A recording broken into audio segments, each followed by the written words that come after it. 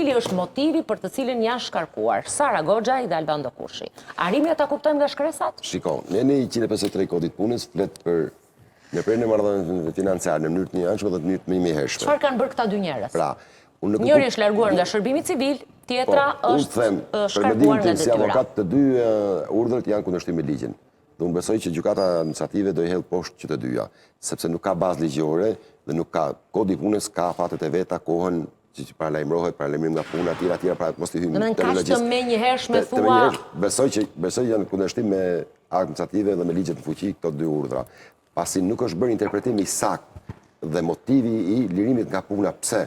Sepse në momentin që ti e liron nga puna tjetrin, ti avokat, në momentin që lexon një letër të tillë, kupton pse e ka nequr dikë nga puna? Po pra, në këtë moment, ja të po them, në momentin që unë shoh një shkresë, më vjen një qytetari, Albando Kurshi, dhe të më thotë, avokat, mua me këtë, çfarë bëhet? Pra kjo është direkt për gjykatën administrative, dhe ajo tjetra, të dyja. Dhe mendoj që të dy qytetarët ndoshta mund të drejtohen në gjykatën administrative për pa diskutim se cili është i lirë, domethënë që ta ndjekin çështjen, por në këtë moment ku jemi. Në moment që del ky urdhër, duhet të ketë bazën ligjore të saktë dhe interpretimin. Pse lirohet Albando Kurshi nga puna? Apo Sara Goxhaj? Ose Sara Goxhaj pse nga pozicioni nënkryetares. Pra, pa motivacion, nuk ka motivacion fare. Lexon motivacion? E vetme që mungon është saktë që thoni motivacioni, por që nuk mund të shkruaj sepse duhet të shkruaj për arsye të shpalljes armiq.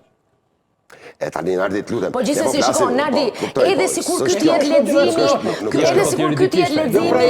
politik. Ligjërisht një shkres duhet të ketë motivacion. Anuela Rajstani duhet urgjent që të shkarkoj atë jurist, ota të zyrës juridike që pripilojnë këto shkresa që ditën e martë. Me dhe lista shkarkimeve në bashki duhet të zgjerohet. Sepse këto shkresa e nxin Bashkinë e Tiranës.